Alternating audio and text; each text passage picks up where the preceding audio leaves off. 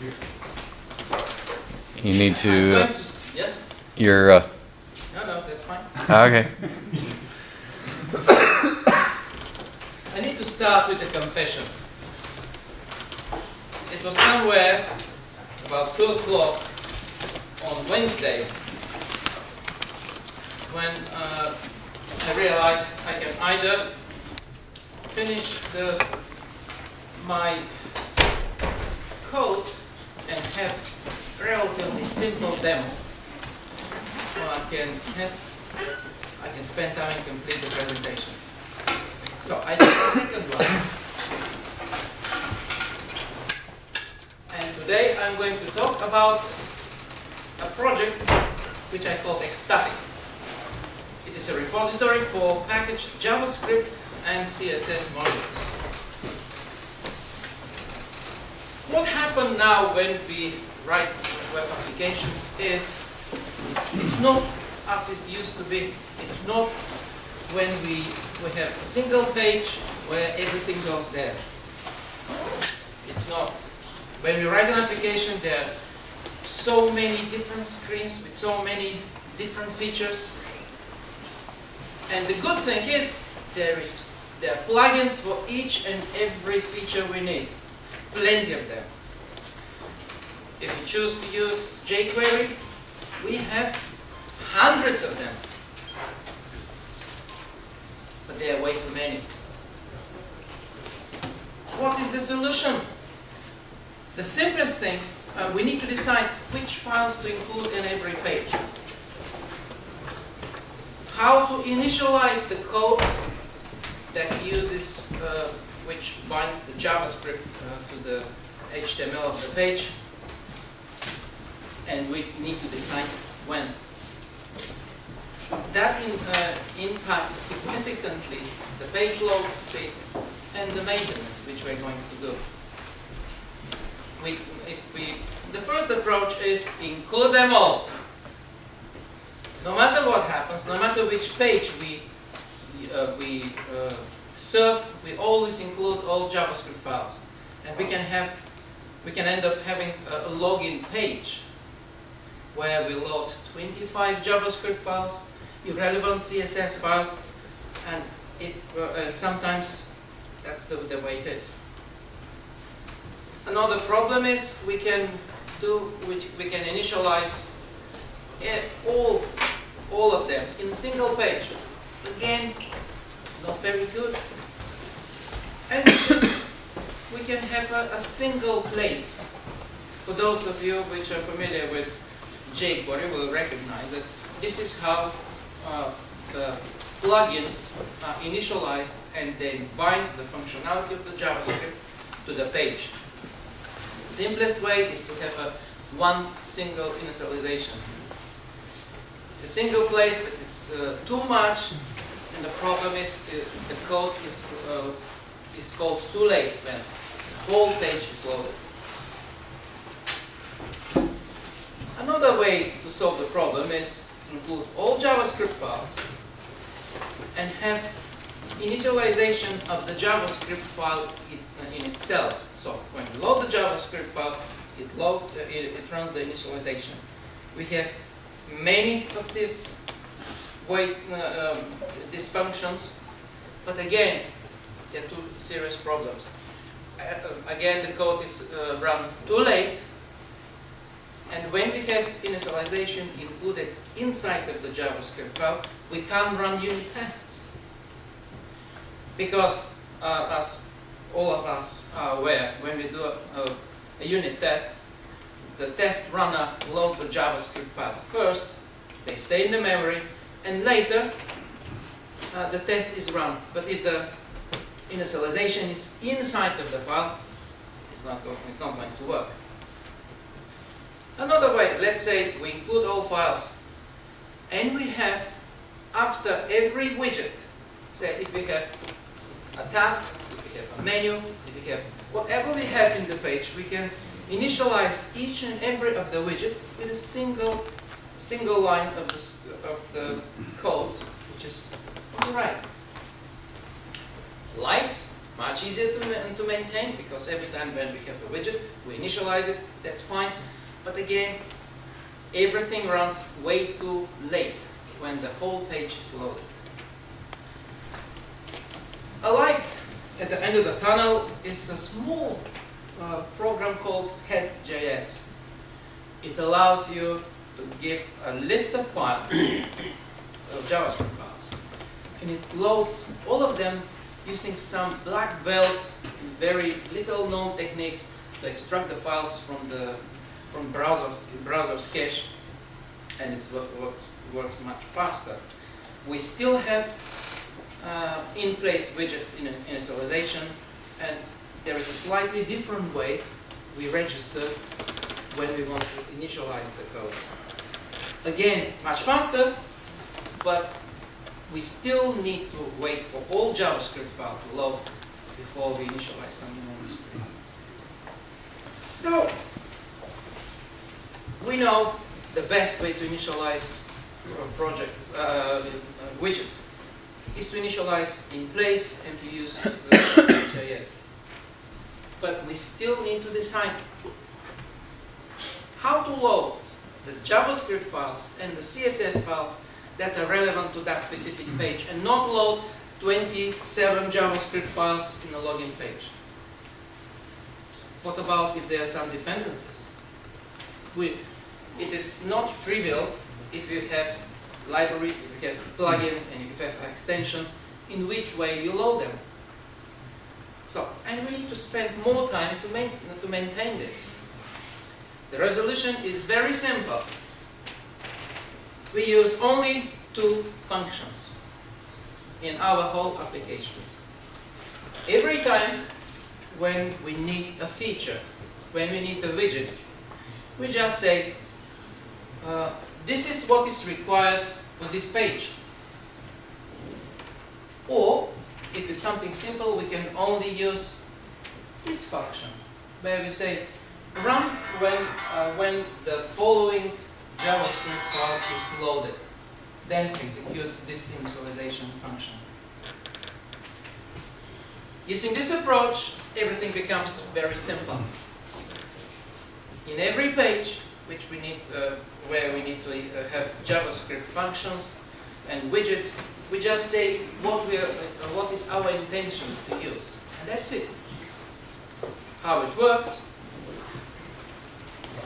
Those 2 functions are translated to a dependence tree. We requested only, we declared we're going to use this very special plugin, and when it's loaded, we're going to call this function.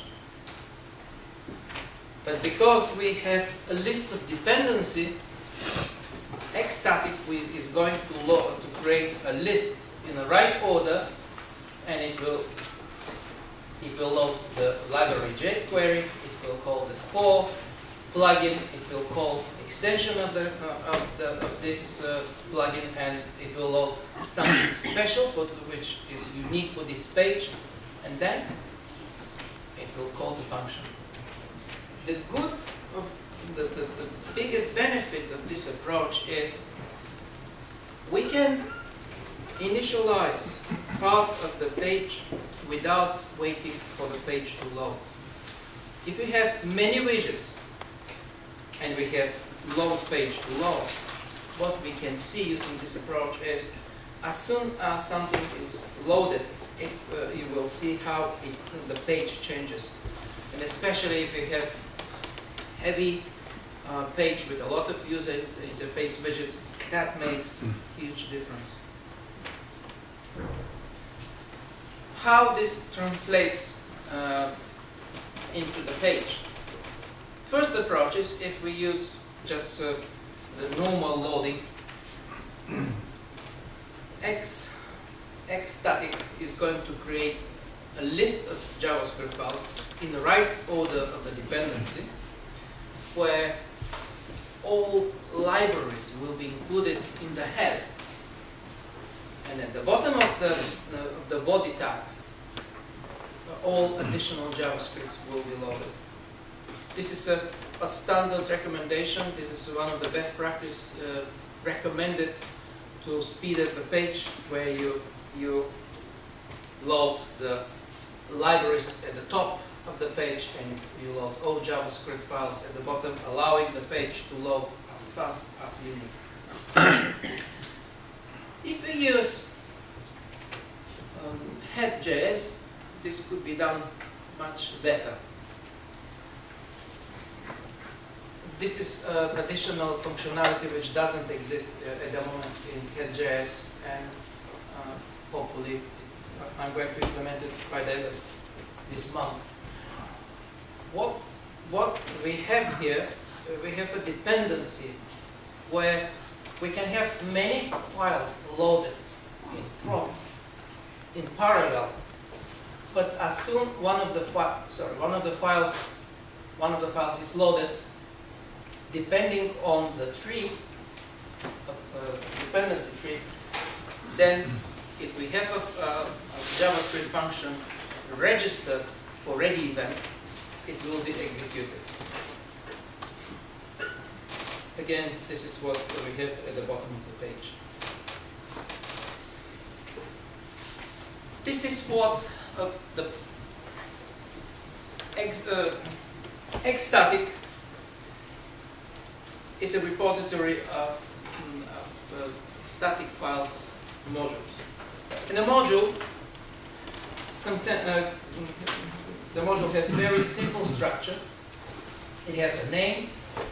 It may have a repository where eventually it will be connected, and if there is an update, the file will be updated. And we have a definition of the files that are included. We can have a local file, and we can have a content delivery network link. Depending on the case, one of them could be used. The key part to make the magic work is having these two additional elements: the element require and the element extend.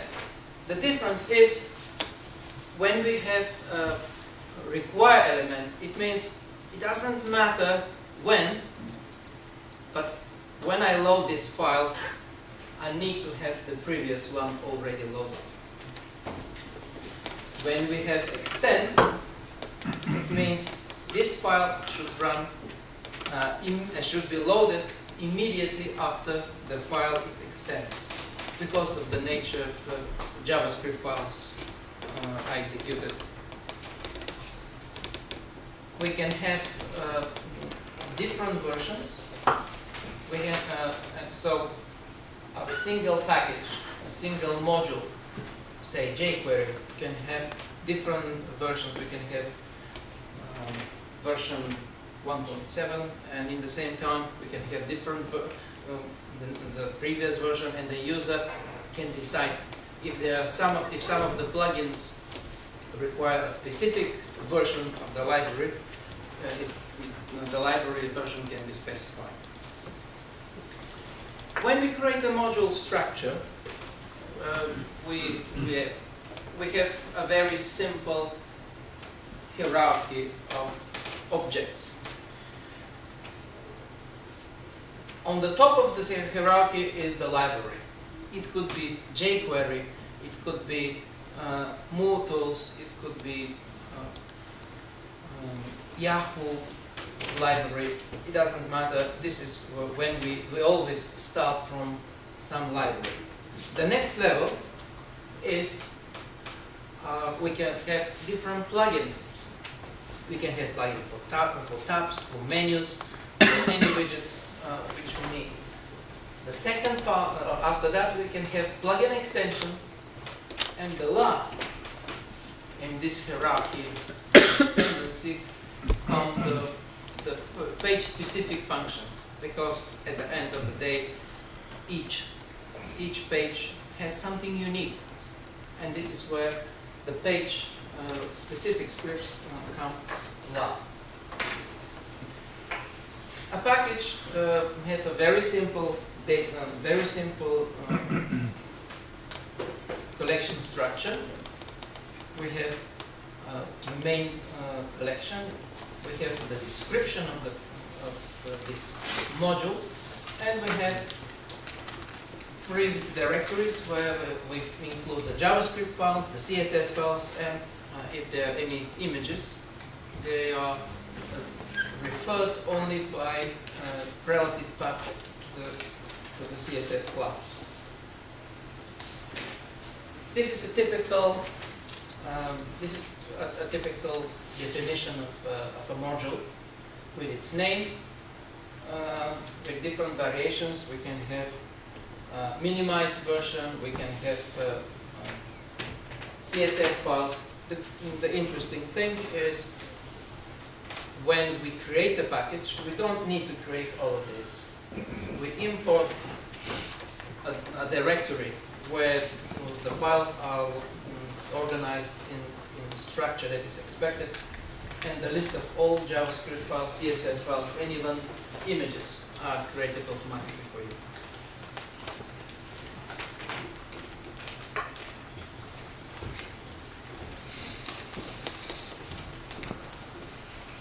The life cycle of the xStatic modules is this.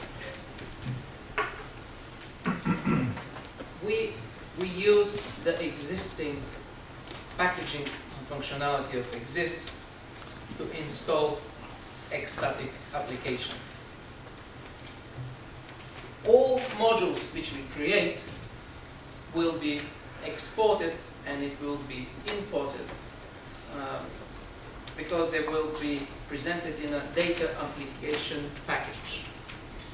When this is available, this is extension which can add additional, which can open additional doors for the packages which we have. So we don't only install the application, but we can move data around. Modules can have different multiple versions, and they're cached or minimized on fly. The timeline is I'm expecting to have a beta version in March. And if you ask me how I feel about it, I feel ecstatic.